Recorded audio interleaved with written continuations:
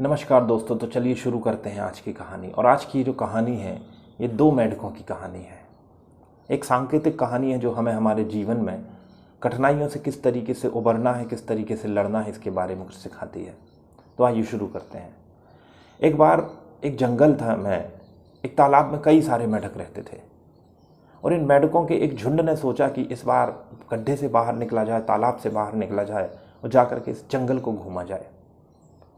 सभी में ये डिसाइड हुआ कि चलिए जंगल जा कर के घूमते हैं। और उसमें से कुछ एक मेंढकों का एक झुंड, जिसमें कुछ समझदार मेंढक, कुछ नासमझ मेंढक, कुछ ताकतवर मेंढक, कुछ थोड़े से कमज़ोर मेंढक, एक पूरी की पूरी एक अच्छा खासा ग्रुप उन मेंढकों का घूमने के लिए निकल पड़ा। रास्ते में क्या हुआ कि एक गड्ढा उनके रास्ते में पड़ा और ये जो गड्ढा था ये उनके गड्ढे, जिस गड्ढे में वो सामान्यतः रहते थे, उस गड्ढे से थोड़ा सा गहरा था। इस गड्ढे को कूद करके उस तरफ जाना था, तभी वो जंगल के लिए आगे बढ़ सकते थे।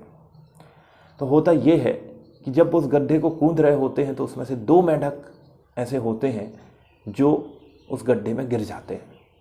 बाकी मेंढक सफलतापूर्वक गड्ढे को पार कर लेते हैं। गड्ढे को पार करने के बाद देखते हैं कि उनके जो दो साथी थे वो उस गड्ढे के अंदर गिर गए हैं। थोड़ी बहुत विचार विमर्श होता है, थोड़ी बहुत डिस्कशन होता है। उन लोग दूसरे मेंढकों को मोटिवेट किया जाता है कि आप लोग निकलिए इस गड्ढे से बाहर, आप निकल सकते हैं, आप कर सकते हैं। थोड़ी देर तक ये चलता है, लेकिन बार बार उछल कूद मचाने के बाद जब वो दो मेंढक उस गड्ढे से बाहर नहीं निकल पा रहे होते हैं तो ऊपर वाले ये जो मेंढक होते हैं ये डिस्कशन करने लगते हैं कि यार ये गड्ढा बहुत गहरा है, ये बहुत कठिन है और इसमें से बाहर निकल पाना अब इन लोगों के बस की बात नहीं है। तो वो उन मेंढकों को कहने लगते हैं कि भाई देखो, अब ये जो गड्ढा है ये बहुत गहरा है और तुम इसमें से बाहर नहीं निकल पाओगे, संभव नहीं है। इसलिए इसको ही अपनी नियति मान लो, इसको ही अब अपना तुम नया घर मान लो और इसी में अब तुम्हारी पूरी की पूरी जिंदगी कटने वाली है।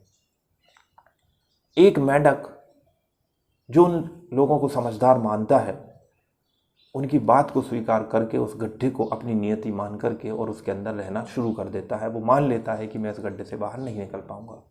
लेकिन दूसरे मेंढक के साथ एक अजीब स्थिति होती है और स्थिति ये होती है कि उसे सुनाई नहीं देता है।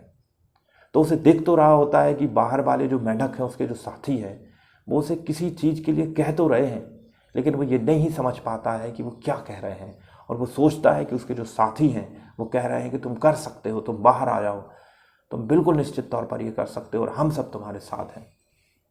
और वो मेंढक बाहर निकलने के लिए बार बार कोशिश करता है, बार बार अपनी पूरी ताकत लगा करके उछल रहा होता है, कूद रहा होता है।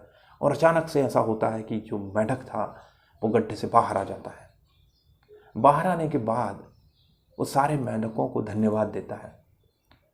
ये जो बाहर मेंढक बैठे हुए हैं बड़े आश्चर्यचकित होते हैं कि भाई हम तो इसको मना कर रहे थे, ये धन्यवाद क्यों दे रहा है। तो वो कहता है कि आप लोगों ने जो मेरा मोटिवेशन किया इसके लिए बहुत बहुत धन्यवाद। तब समझ आता है कि इस मेंढक को कुछ सुनाई नहीं देता है और उनकी जो नेगेटिव बातें थीं, उनकी नेगेटिव बातें उसके दिमाग में जा ही नहीं रही थी। और यही रीज़न था कि वो मेंढक जो था उस गड्ढे से बाहर आ सका। ठीक इसी तरीके से हमारे आसपास भी कुछ लोग होते हैं, समूह होता है, वो जाने अनजाने हमें कुछ नेगेटिव बातों से घेरते रहते हैं और हमें पीछे की तरफ खींचने की कोशिश करते हैं। लेकिन यदि हम अपने काम में लगे रहें दृढ़तापूर्वक तो हम उसे कर लेंगे। यही आज की कहानी।